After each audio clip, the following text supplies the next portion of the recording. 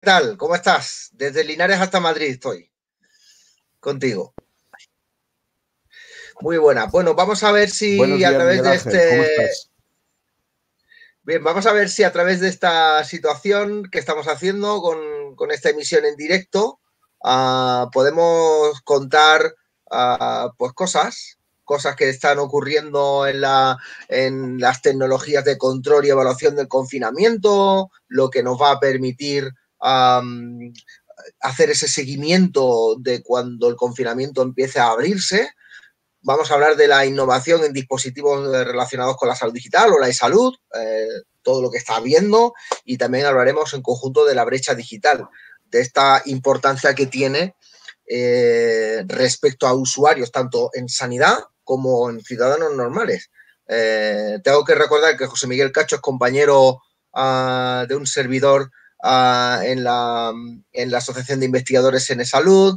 Tú también estás en la Asociación de Salud Digital, De salud eres digital. ingeniero informático y hemos estado en alguna que otra vez coincidiendo en los hackathon de salud. Te voy a poner Ujú. aquí la cámara para que, Eso la es. camiseta para que se vea.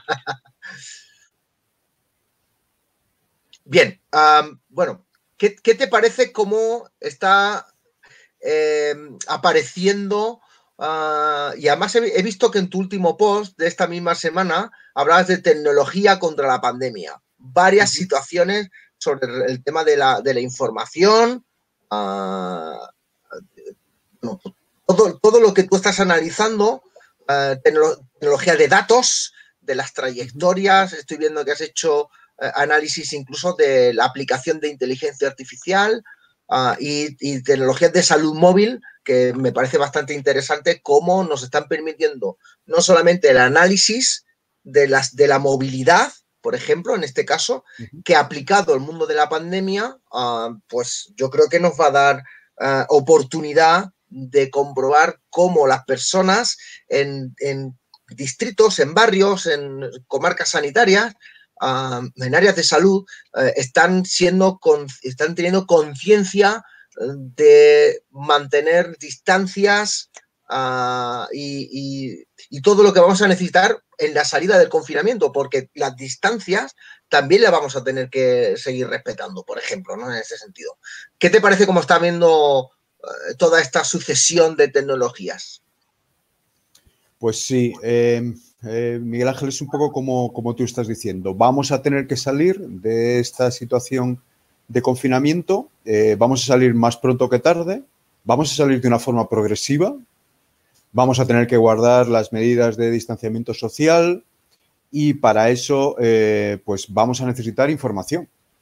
Porque si no sabemos cómo debemos actuar, va a ser muy complicado que podamos salir ordenadamente. El tema de la información es para mí clave. Clave porque con esa información vamos a poder informar al ciudadano, informar al paciente respecto a qué es lo que tiene que realizar, cómo lo tiene que realizar y recoger esos datos, como tú bien dices, de movilidad, de zonas más o menos calientes, pasillos más o menos libres, de sitios donde se podemos congregarnos o no nos podemos congregar en función de un cierto riesgo, una cierta peligrosidad. Y todo eso pues, va a ser posible pues por todos los temas de geolocalización a los cuales ya estamos. Te recuerdo el gobierno va a acometer un proyecto y ya está trabajando en el cual vamos a utilizar estos datos de geolocalización de modo anónimo y agregado, pero que nos va a permitir saber por dónde nos estamos moviendo y por dónde nos vamos a poder mover. Eso le va a servir a las instituciones sanitarias de poder, y al gobierno, por supuesto, de poder ordenar un poquito esta salida. Cantidad de gente, etcétera, etcétera. He estado viendo hace muy poquito era una iniciativa que estaban haciendo en Estados Unidos y era una localización. Había un sistema que era capaz de identificar cuáles eran los teléfonos móviles que estaban dentro de una zona, agruparlos de manera anónima, pero con una agrupación de ese movimiento. Imagínate, en este caso era una playa en la cual había 5.000 personas Y luego hacer un seguimiento personalizado, pero al mismo tiempo anónimo, de el movimiento de esas 5.000 personas, de cómo iban saliendo de la playa y cada uno de ellos iba a su sitio de destino, pero claro, con el riesgo del contagio. Esos temas y esas tecnologías las vamos a ver.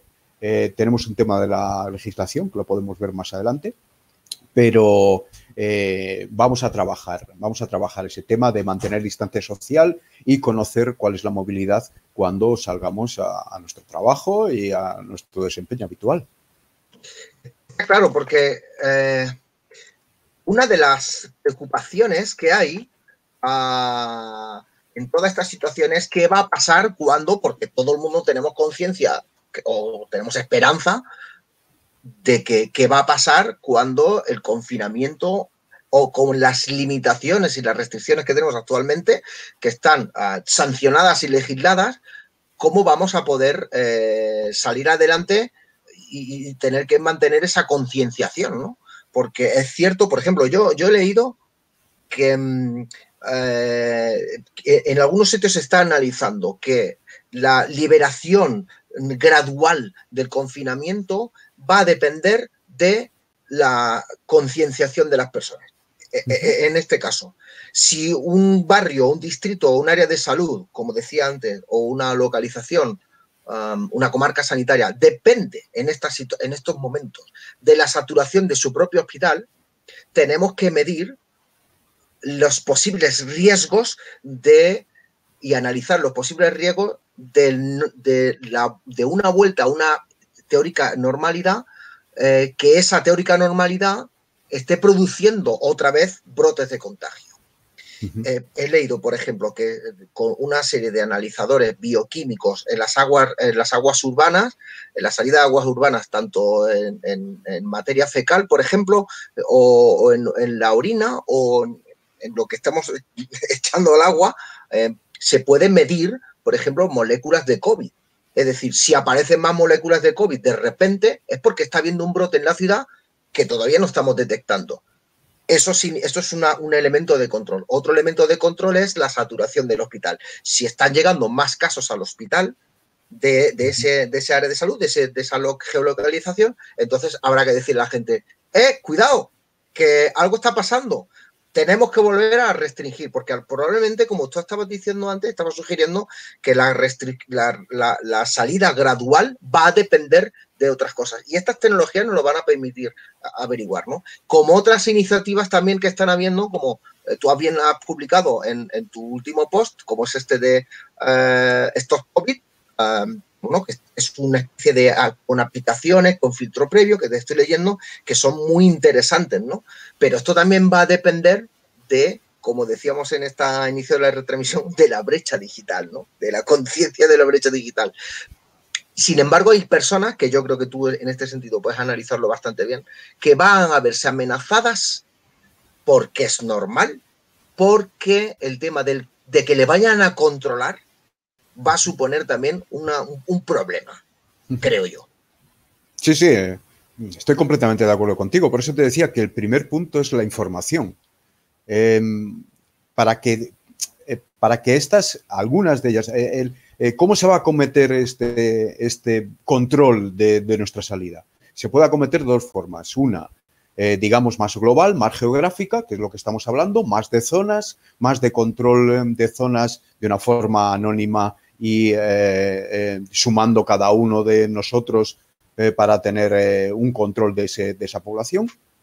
Y de otra forma, que es más de monitorización específica. Es decir, de tener mucho mayor control respecto a nosotros mismos, a nuestra distancia social, etcétera, etcétera. La primera de ellas va a utilizar la geolocalización y va a utilizar nuestros dispositivos móviles.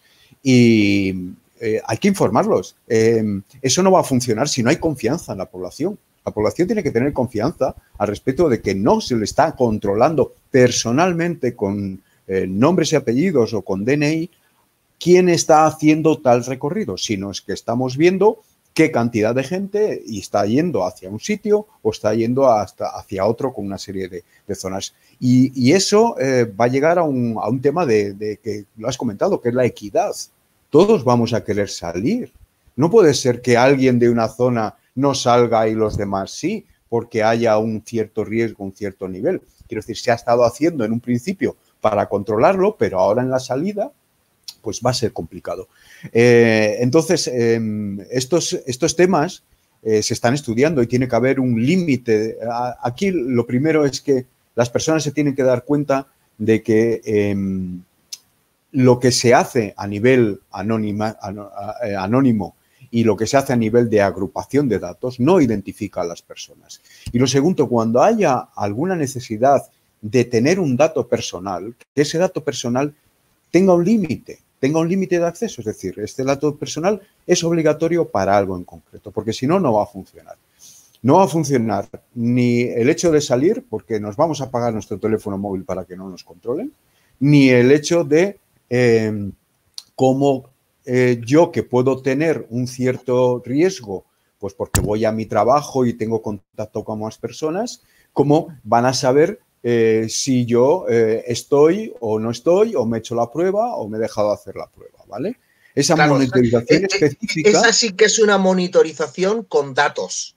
Una cosa es la geolocalización y otra es la de los datos de aplicaciones que, de hecho, esas aplicaciones de telefonía móvil que ya se están ofreciendo como posibilidad de que tú des tus datos y que ya has pasado, por ejemplo, la enfermedad de coronavirus o tienes familiares en casa con riesgo. Eso realmente ya se está evaluando. Cuando se han dado los avisos a los servicios sanitarios, ellos ya tienen registros y por eso están haciendo llamada telefónica en ese sentido. De hecho, creo que ya hay tecnología que está permitiendo implementar bastante grandes datos o datos sensibles en este sentido para avisar de que cuidado que estamos llamando mucho a muchas personas que están en esta urbanización. Por ejemplo, ¿no? Pues eso también de forma geolocalizada nos está permitiendo incluso poder dotar en algunos sentidos algunos centros de salud o algunos hospitales que estén cerca de esta situación. Es verdad, y estoy de acuerdo contigo, y creo que el mundo de las personas o del pensamiento antisistema, me están controlando, puede ser un factor de barrera en este sentido, ¿no? Hay un mensaje claro de que tú estás diciendo que necesitamos confianza en la gente. Porque esa confianza en esas tecnologías va a permitir salir a todos en mayor posibilidades de este confinamiento de evitación de nuevos brotes, de evitación de nuevos contagios. Está claro. Para mí, esta monitorización específica va a tener que llevarse a cabo en algún momento. Y se está estudiando en Italia, en Inglaterra, en UK. Se va a estudiar a nivel europeo. Alemania también lo está estudiando. ¿Por qué? Porque por la sencilla razón de que si yo tengo síntomas, yo soy un riesgo para la población, para los que están alrededor. Y alguien tiene que saber quiénes son las personas que han estado a mi lado. Y tiene que haber un control de que si yo estoy en una cuarentena, no puedo salir de allí. Y ante un hecho en el cual hay una avalancha como la que hemos tenido ahora, pues ha sido muy difícil controlar a toda la gente que está en cuarentena. Pero cuando salgamos a la calle progresivamente, el Estado ni el país, ningún país se va a poder permitir que se ponga en peligro otra vez el hecho de volver a salir porque haya alguien con síntomas, etcétera, etcétera. Y a esa persona, ese confinamiento se le va a tener que mirar desde un punto de vista con un control y una monitorización muy específica. Y tiene que ser así. Hay soluciones para el hecho de que nosotros volvemos a nuestro puesto de trabajo, como la que se está realizando en el Trace Together, que se está realizando en Singapur. Es una aplicación que utiliza el teléfono móvil, pero no están tus datos. Sencillamente es un código de tu teléfono móvil. Necesitas que las demás personas también tengan esa aplicación con ese código, ¿vale? Y lo que hace es un traceo. Si tú estás a menos de 1 metro de la otra persona, anota un registro. El usuario uno ha estado a menos de 1 metro del usuario 2. De esta manera tiene un inventario de cada uno de los usuarios con quien se ha estado cruzando, manteniendo una relación, porque vamos a tener que mantener una relación y vamos a tener que hablar con nuestro vecino y con nuestro familiar, etcétera, etcétera, de una forma anónima. En el momento en que una persona dé positivo o tenga síntomas, hay una cadena y se sabe con quién ha estado y se le puede enviar un mensaje anónimo completamente diciendo usted ha estado en relación con una persona con riesgo, en tal no sé qué, por favor, haga. Eso va a ser inevitable que vayamos a hacer porque va a ser un riesgo cuando salgamos a la calle. Y ya sabes que va a haber una segunda ola porque todavía no hemos llegado al nivel en el cual estemos toda la sociedad vacunada y además no hay vacuna. Con lo cual, ese tipo de tecnologías que se está realizando en Singapur y que aquí se está estudiando a ver si la legislación puede ser capaz de adoptar o de permitir ese tipo de tecnologías, pues algo similar va a tener que realizarse.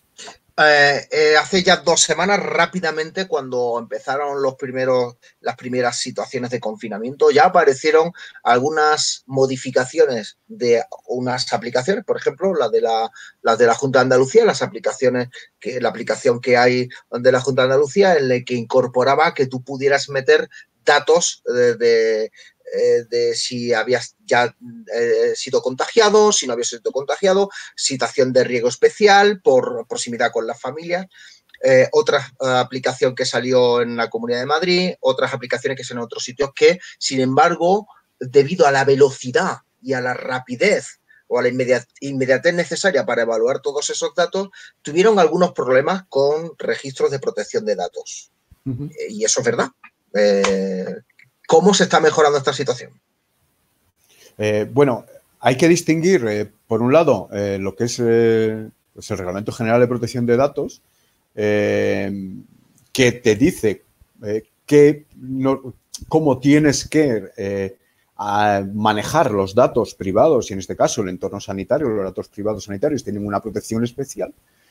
Y, por otro lado, lo que ha pasado con algunas aplicaciones que no eran, por así decir, 100% propiedad, esos datos o la gestión de esos datos de una entidad pública, sino que también había entidades privadas. Entonces, ojo con el tema. Yo puedo ceder mis datos a Facebook, pues porque lo permito, pero ciertos datos de salud deben tener ese control que por eso lo hace el reglamento. ¿Vale? Ha habido mucha discusión al respecto del reglamento y solo quiero concretar una cosa. El reglamento da potestad y capacidad para, en situaciones de emergencia como las que hay ahora mismo, poder ir informando adecuadamente a las personas de tener esos datos y hacer un tratamiento de esos datos dentro de la legalidad. Y lo ha repetido la Agencia Española de Protección de Datos en 2 comunicados el mes pasado. O sea que sí se puede. Vale. Ali, voy a poner un ejemplo a ver si me vale y tú me dices si me vale. Sobre el tema de la protección de datos, la sensación de riesgo y el control del contagio. Hace exactamente 2 meses, 3 meses, en enero, se estaba hablando en el sistema educativo de que niños que fueran y no estuvieran vacunados al centro escolar, se les pidiera a los padres la obligación de vacunarlos. Y no estamos hablando todavía de coronavirus.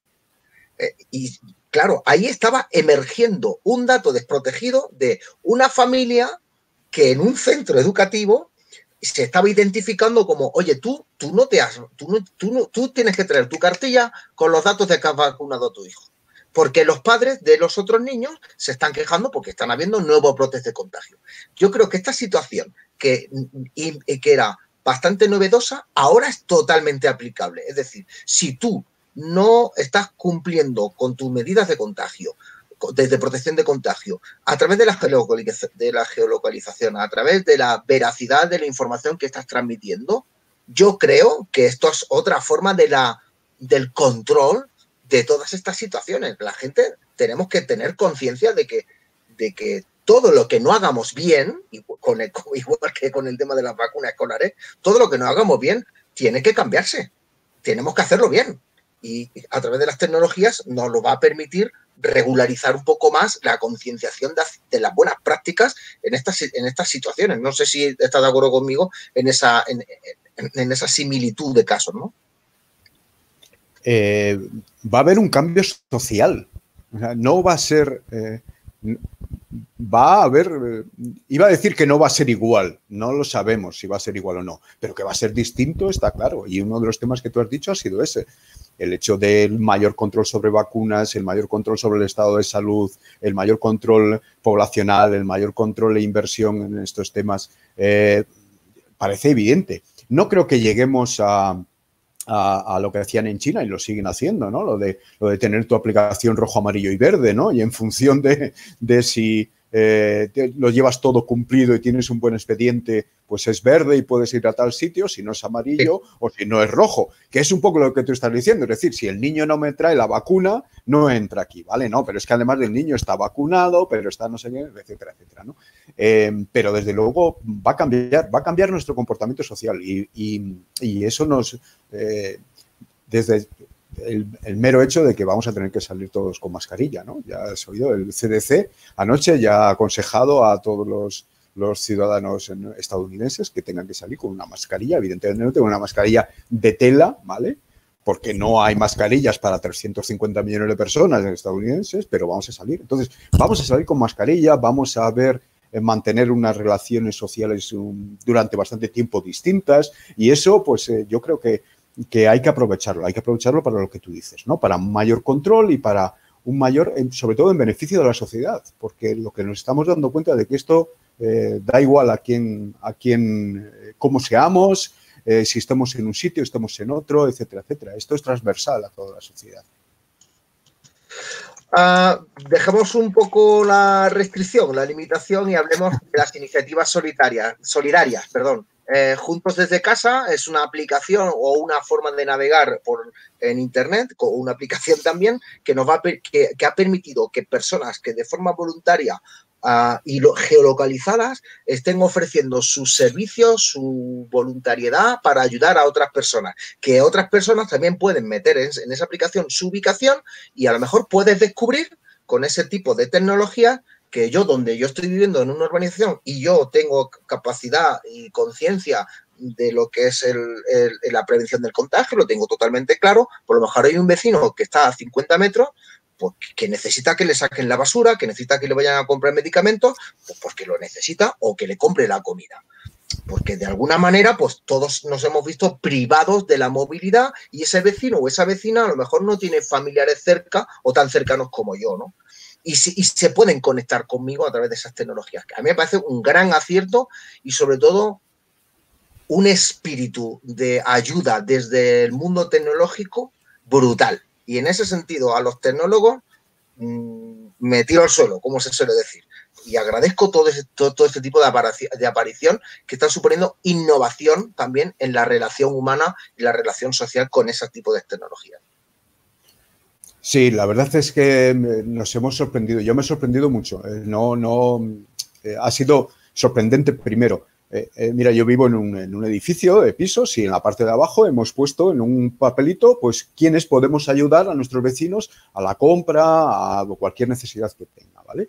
Eso es lo que han hecho esas iniciativas, como comentabas, o como Aplana la Curva, que han hecho un Maps también para poder, tú te das de alta allí diciendo que puedes hacerle un servicio a cualquiera del entorno o a solicitarlo, ¿vale?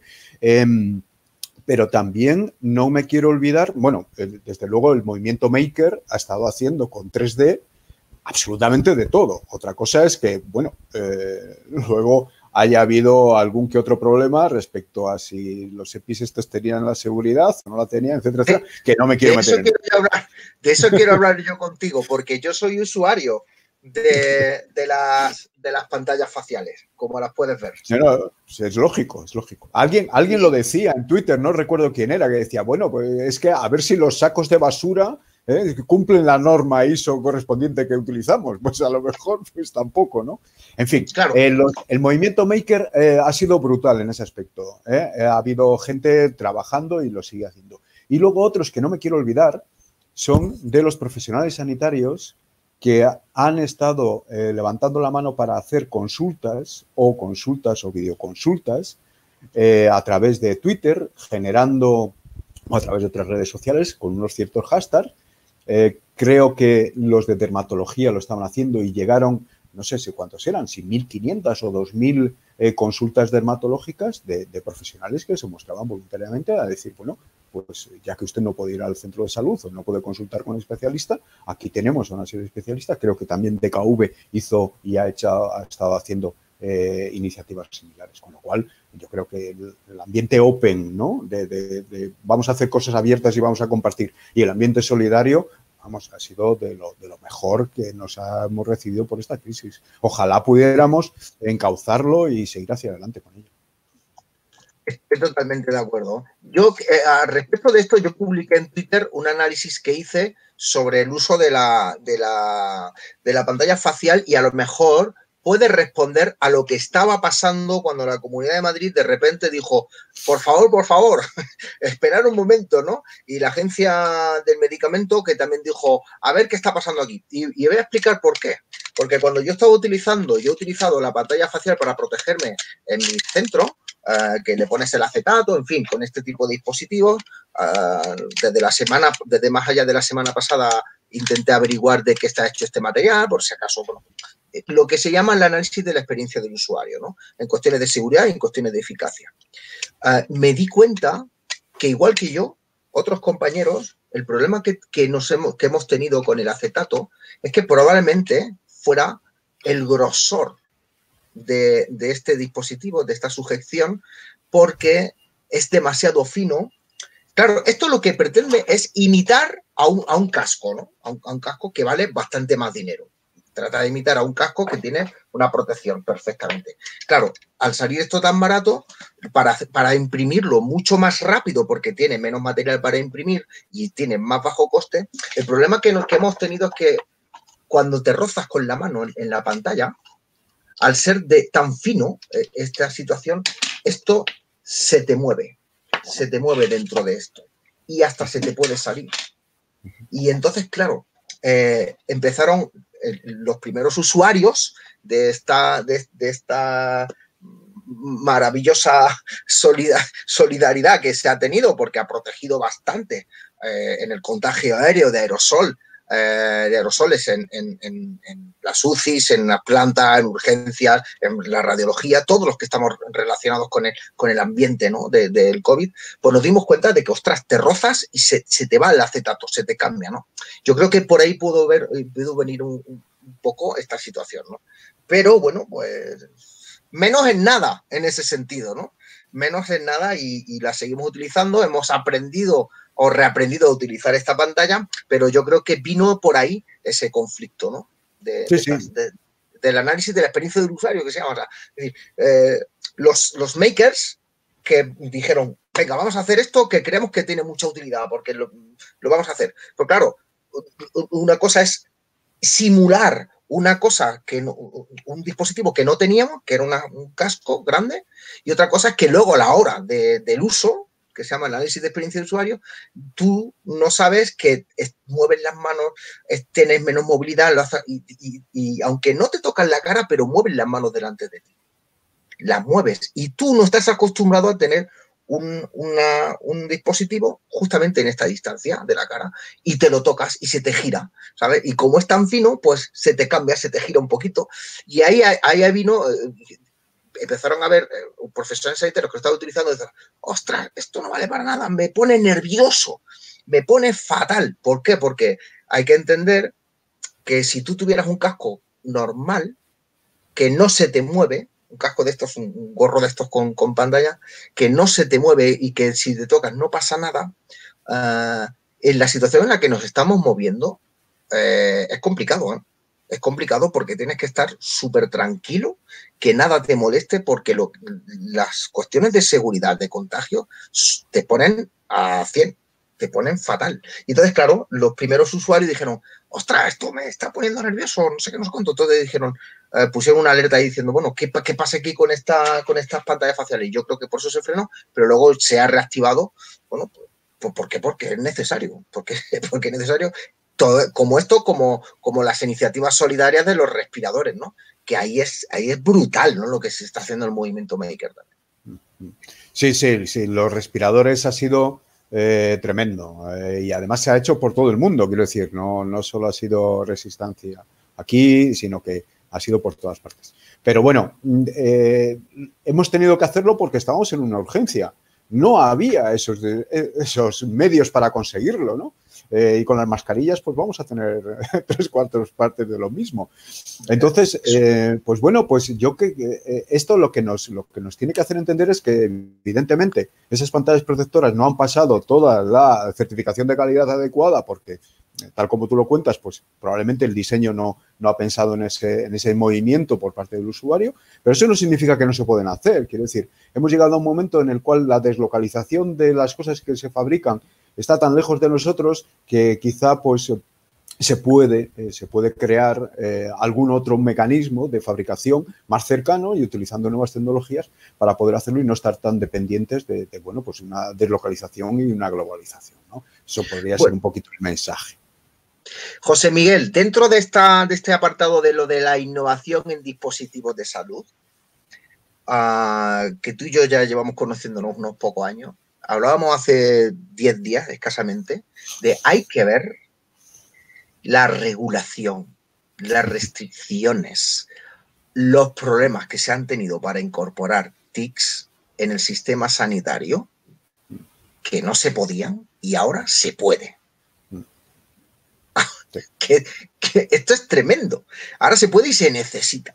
Yo creo que la regulación, la reglamentación, la falta de agilidad en ese sentido ha sido un problema que ahora ha desaparecido de repente o prácticamente casi ha desaparecido en casi todos sus límites, ¿no? ¿Qué mensaje tienes tú en este sentido para el sistema sanitario, consejería, departamentos de innovación para la incorporación de aplicaciones y de todo esto? ¿Qué mensaje tienes ahora en este sentido? Es un tema complicado, Miguel Ángel. Es un tema complicado. Hace 10 años, cuando ofrecía sistemas de telemedicina, te decían que ¿dónde está la evidencia de que el sistema de telemedicina funciona? ¿Dónde está la evidencia de que no hay riesgo sobre el paciente, etcétera, etcétera? Han pasado 10 años, nadie ha hecho ninguna evaluación que yo conozca a nivel estatal de, oye, vamos a regular la telemedicina y tal, no sé qué. Y en cambio, teledermatología lo tenemos en todas partes. Quiero decir, ¿qué es lo que ha pasado? Bueno, pues han pasado muchas cosas. Han pasado, primero, que la tecnología les va a llevar y nos está llevando por delante y nos está obligando a hacer cosas, aunque nosotros no queramos o aunque los organismos o las organizaciones sanitarias, pues que les cuesta hacer las cosas, pues no les va a quedar más remedio. Y esto va a seguir a más porque estás hablando de dispositivos y de telemedicina, pero cuando empecemos con inteligencia artificial o con Big Data, esto va a ser una locura, porque realmente ahí está el problema. El problema no está tanto de si la cámara con la cual hago la teledermatología es buena para ver el... No, el problema está en los datos. Y vamos a tener muchos problemas porque anonimizar un dato... Pues bueno, pues es un tema complicado. Al final ya sabemos que con 2 o 3 datos si podemos llegar a identificar a una persona o a un círculo muy reducido de personas. Es decir, vamos a tener que darle una vuelta y aunque se quejan, y es cierto, porque realmente la Unión Europea no es ágil en el tema de las normativas y las normativas son muy complejas y hay que luego puntualizarlas, etcétera, etcétera. Va a ser inevitable y lo vamos a tener que hacer porque es así. No hay más consejo, nada más que, bueno, pues a tratar de adaptar. Yo creo que la legislación es compleja, es complicada, no queda muy claro muchas veces, hay muchas notas que se necesitan aclarar para temas de investigación de uso de datos y claro, pues cuando alguien se pone a un proyecto de este tipo, pues lógicamente parece como que se le cae un poco la casa encima, ¿no? Y dice, todo lo que tengo que hacer para llegar a conseguir. Bueno, pues habrá que encontrar mecanismos para aligerarlo. Yo, respecto al tema de la inteligencia artificial, te voy a decir que como tú sabes que yo trabajo en radiología, y ahora con esto del COVID-19, algo que ya pensaba que seguramente iba a llegar, se ha puesto sobre la mesa de forma abrupta, de forma bruta. Entiéndeme lo que te quiero decir. Y es, primero, la tecnología, o sea, la inteligencia artificial que podríamos tener ya aplicada simplemente a las radiografías de tórax, simplemente a la radiografía de tórax, y empiezo por ahí, estaría permitiendo una evaluación, digamos, ágil y rápida de los médicos que están pidiendo esas radiografías, tanto de urgencia como de hospitalización, como de UCI, de las radiografías portátiles que se están haciendo, radiografías normales, no portátiles, sino normales de los pacientes, para que les dijera, ojo, que aquí hay algo. Luego pasa ese aviso a el radiólogo, que puede estar esperando que tú le des ese aviso o que también le llegue ese aviso de forma tecnológica para analizar el hallazgo que tú estás teniendo ahí. Pero es más, eso agilizaría muchísimo el proceso. Pero es que además la inteligencia artificial aplicada a que tiene la capacidad de la radiología de analizar incluso toda la posibilidad de empeoramiento de un paciente, cuando tú le metes a un sistema de software, le estás metiendo datos clínicos, datos diagnósticos que no son radiológicos. Con los datos diagnósticos radiológicos te puede vaticinar perfectamente. Además, yo sé que tú has hablado con Ángel Alberich, el CEO de la empresa española Kivin, que te puede anticipar perfectamente el agravamiento casi inmediato de ese paciente. Es decir, la utilidad de la inteligencia artificial desde otros datos, pero en la imagen, es brutal. Pero nadie apuesta por esta nueva redigitalización de la radiología o de la imagen médica en este sentido, con la gran utilidad que tiene. Yo creo que los fabricantes de tecnología sí lo están haciendo, porque lógicamente tienen que dar una distinción a sus instrumentos radiológicos, sobre todo, ¿no? Ya de poco sirve ese dispositivo radiológico que te hace la placa o te hace la imagen y no te da mayor información. Ahí se está aplicando ya inteligencia artificial y lo vas a ver, y yo creo que es claro y evidente y que lo vas a tener encima. Sí, no sí, como no. diagnóstico. No como diagnóstico. No. Si los fabricantes radiológicos llevan ya más de 5 años incorporando elementos de análisis automatizado de la imagen, y que no es inteligencia artificial, pero sí es automatización de la detección en la imagen de algunas cosas, ¿no? Eso ya está. Pero yo me refiero a la ayuda fuera de la radiología. Es que aquí es el asunto, o sea, que tú incorporas software de inteligencia artificial aplicable a la imagen radiológica fuera del servicio de radiología, para que haya una agilidad en la comprensión de la imagen, porque hay que entender una cosa. Es que el médico que te pide la imagen radiológica que está en urgencias está pensando en muchas cosas y centrarse en su conocimiento sobre una imagen radiológica. Dice, aquí hay, aquí no hay, aquí, ¿qué hay, qué encuentro? No estoy totalmente entrenado como en radiología y tengo que llamar al radiólogo, tengo que preguntarle.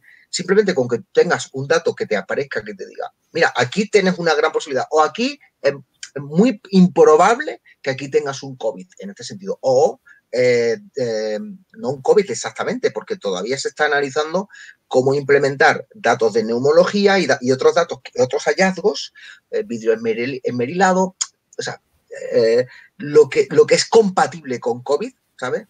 Eso se puede incorporar. Pero claro, el problema está en que esas soluciones ya se tienen desde hace tiempo y no se incorporan. La inteligencia artificial, ¿por qué da tanto miedo al sistema sanitario? Esa es la pregunta. Bueno, hasta cierto punto quita un poco de poder a los facultativos, a los técnicos y a los gerentes y a más personas, ¿no? Quiero decir, eso parece claro, ¿no? Lo siguiente yo creo que es por lo que hemos estado hablando. Hay un problema de legislación clara y de riesgo. Es decir, si tú pasas un programa de inteligencia artificial a todas tus placas radiológicas o hechas de tal o a tus TAC, etcétera, etcétera, y se te escapa un falso positivo, pues también hay que tener un tema, ¿no? Eso no está legislado, no hay una protección muy clara hacia ello, al igual de cómo compras un algoritmo, ¿no? Lo compras como un software más, luego lo testeas, el algoritmo es claro, no tiene ningún sesgo, o sea, es complicado, pero bueno, vamos a tener que hacerlo, va a ser inevitable. ¿Qué te parece, ya por ir acabando y por pasar al tercer punto? ¿Qué te parece la brecha digital respecto a... ¿Crees que ha impulsado a comprender esa carencia, ese problema de brecha digital que teníamos? Esta pandemia. ¿Te refieres a los ciudadanos, a los pacientes, a los profesionales? Ciudadanos, pacientes, todo. Ciudadanos, pacientes, todo. De lo que por ejemplo, estábamos hablando antes de esas aplicaciones solidarias, ¿no? Pues sí. El uso de las aplicaciones solidarias está cuestionando la brecha digital que teníamos. Es decir, yo para utilizar esta tecnología solidaria para poder localizar a dónde puedo yo ayudar, me está cuestionando de, ostras, yo esto no lo sabía utilizar, ¿no? Y bueno, pues está cuestionando que había gente que no estaba interesada en nada de este tipo de tecnologías. Sí, igual tienes razón en ese aspecto. Hombre, yo creo que la brecha cada vez es menor, digamos, desde un punto de vista de que todo el mundo tiene acceso y ya utiliza de alguna forma la tecnología. Sí es cierto que la brecha se va agrandando por la parte que hemos estado hablando, por la parte de cómo es la inteligencia artificial, qué funciona, para qué sirve, para eso hay un gran desconocimiento y la brecha se va a ir alargando ahí. Pero lo que es en el uso normal de tecnologías, sobre todo de tecnologías móviles, yo creo que la brecha se acorta mucho. Mira, se acorta tanto que hay iniciativas que todavía utilizan el SMS. Y parece una tontería, pero en muchos sitios se hace. Además de en países en vías de desarrollo, en Reino Unido, una de las acciones que están realizando con el COVID es a aquellas personas a las cuales están preocupadas porque tienen o creen tener algún tipo de síntomas, les mandan mensajes de SMS ayudándoles o preguntándoles cómo vas, de mensajes motivacionales, sobre todo para gente que vive sola o que es personas mayores, ¿vale? Entonces, en ese aspecto yo creo que lo de la brecha va a ser un poquito menos, ¿vale? También es verdad de que vamos a saber también otra de las cosas que antes las hemos pasado por alto y es todo el tema de seguridad y privacidad. Antes nos daba un poquito igual, ¿no? Le das aquí, tiras... Ahora parece que nos preocupa más, ¿no? Entonces, y el hecho de que haya lo que tú comentas, una serie de asociaciones o de gente que se reúna y utilice la tecnología para un bien comunitario, pues me parece magnífico. En este caso, yo creo que el tema de brecha digital tendríamos que empezar a hablarlo también con el tema de... A mí me gusta hablar mucho de alfabetización digital y alfabetización sanitaria, que quizá tendrían que ir de la mano. Es decir, ya que aprovechamos para alfabetizar digitalmente a alguien, también hagámoslo a nivel sanitario, ¿no? Una alfabetización de salud junto con la digital, las dos de la mano.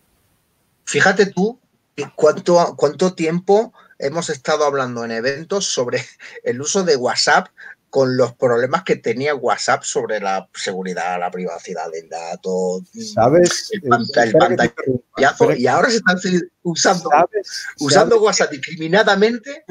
En Estados Unidos se aprobó, ya sabes que hay en la norma, la HIPAA, ¿vale? Que es nuestro RGPD, pues en vista de todo esto han dicho, bueno, pues para temas de telemedicina vamos a hacer un hueco, ¿vale? Y durante este tiempo vas a poder utilizar WhatsApp, FaceTime, etc.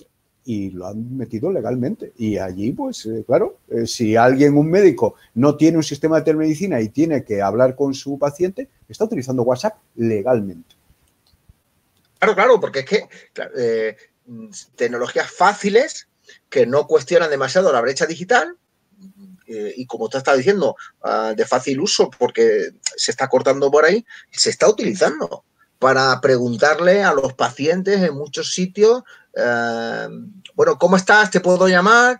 Fulanito, menganito, soy el médico, te estoy llamando desde este sitio, ¿cómo estás?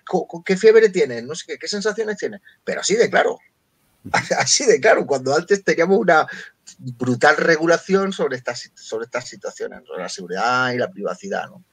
No, es cierto, estoy de acuerdo contigo. La seguimos teniendo, ¿eh? Sí, la seguimos teniendo, ¿no? Eso es verdad, pero ahora mismo, como es excepcional esta situación, pues fijaros, ¿no? Por último, una última cuestión. ¿Qué propondrías como medidas de concienciación sobre la alfabetización sanitaria digital? Bueno, me estás pillando, ¿eh? Yo es una idea que siempre he tenido. Yo creo que tienen que ir de la mano. No te voy a poder decir mucho más que eso, ¿vale? Quiero decir, el hecho de que a una persona mayor, a un enfermo crónico, a un polimedicado, a una persona accidentada, etcétera, etcétera, tú le tengas, obviamente, le tienes que dar unos consejos de cómo vivir o con esa enfermedad o cómo cambiar un hábito, etcétera, etcétera. Y le estás educando sanitariamente o asistencialmente o por salud. Tienes que acompañarlo con una digital, porque es que ya no le vas a dar un papelito para decirle, mira, esta es tu dieta, ¿vale? Para alguien con diabetes. No le vas a decir, mira, sí que se sigue haciendo y que mi madre lo recibe y que muchas personas mayores también, ¿no? Oye, mira, tienes que cambiar tu pirámide de alimentación porque como tienes riesgo de diabetes, no sé qué, y le das un papelito. ¿Por qué no aprovechas y ya que le educas de eso? Edúcale también digitalmente y añádele qué aplicaciones, qué sistemas, qué webs, qué etcétera, etcétera, etcétera. Y al mismo tiempo estás alfabetizando los dos vectores. Es que me parece claro, tan evidente. Claro. A mí se me ocurrió, bueno, no se me ocurrió a mí, o supongo que no soy el único, ¿no? Que pensé que tenemos un problema de desconexión entre el sistema educativo y el sistema sanitario en este sentido. Por ejemplo, si los adolescentes entre 12 y 16 años en la educación secundaria obligatoria les está obligando a utilizar tecnología para el seguimiento de tu aprendizaje escolar, y ya se están, digamos, digitalizando en estas cosas, ¿por qué no utilizar esos usuarios para decirles, tenéis que usar tecnología ya para vuestra relación digital, tecnologías de salud, ya tenéis que empezar a utilizarla y además encargaros de enseñarle a vuestros mayores? Es decir, utilizar esas herramientas que desde el sistema educativo podríamos influenciar sobre la relación tecnológica del sistema sanitario con los ciudadanos. No sé, creo que no hay demasiada conciencia de esa posibilidad, creo yo. Yo creo que ahora mismo la gente joven, los niños que van al colegio, estudian, etcétera, etcétera, tienen una capacidad tecnológica evidentemente muchísimo más superior que la que teníamos hace 10 años, 15 años. Claro. Y si ahora mismo esos niños o esos jóvenes van a acceder a un sistema sanitario, lo van a hacer a través digital. O sea, el tema de vete a tu médico de primaria que te dé un volante para ir al médico especialista de no sé qué. Una persona de 18 años, un chaval de 16, no lo entiende. No es capaz, no le entra en la cabeza. ¿Qué es eso? Un volante, un papel, que tengo que ir a un sitio. Entonces, pues, no sé, quizá el hecho de decirles, oye, utilizad más las tecnologías, para eso lo que tenemos que tener también es esas tecnologías capaces de atender a esa población. Y, pues, bueno, pues andamos también con ciertos límites en ese aspecto. Mira, a mí me ha pasado un ejemplo esta semana, y ya con esto pongo mi última cuestión sobre el tapete, es conseguí que le estaban haciendo una retransmisión a mi madre de un mensaje a través de YouTube en un grupo de una comunidad suya, y entonces cogí y le puse el link de YouTube a la tele. Entonces ella vio a través de la televisión, de la Smart TV, vio ese mensaje que le había llegado por WhatsApp, ¿no? Entonces me decía, le dijo a toda la gente de su grupo, pues mira, yo lo estoy viendo en la tele. ¡Ay! ¡Jo, qué chulo! ¿Sabes lo que te quiero decir?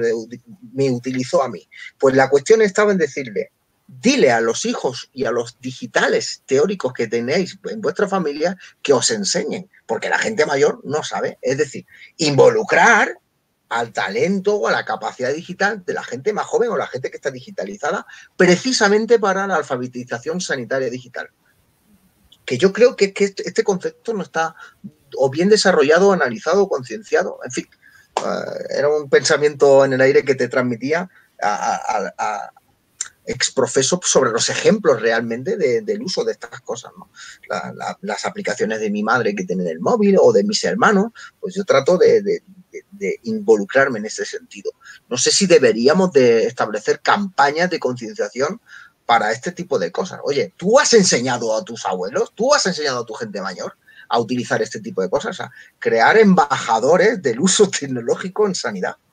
Creo que sería una propuesta a analizar en el futuro, ¿no? En este problema de la brecha digital. Desde luego, con esta pandemia que estamos sufriendo, el acceso a las tecnologías es inevitable. Ya todo el mundo lo hace y todo el mundo nos comunicamos. Y sí, es cierto que probablemente estamos dejando atrás a muchas personas y es una pena, es una lástima y habría que tener mucho cuidado también a la hora de ello. Pero date cuenta, yo solo en la última reflexión, cuando las aplicaciones de Madrid o de Cataluña para el autodiagnóstico, por decirlo de alguna forma, de la COVID se pusieron en marcha, yo creo que recibieron 500.000, 600.000, 1.000.000 de visitas, la web, la aplicación, etcétera, etcétera.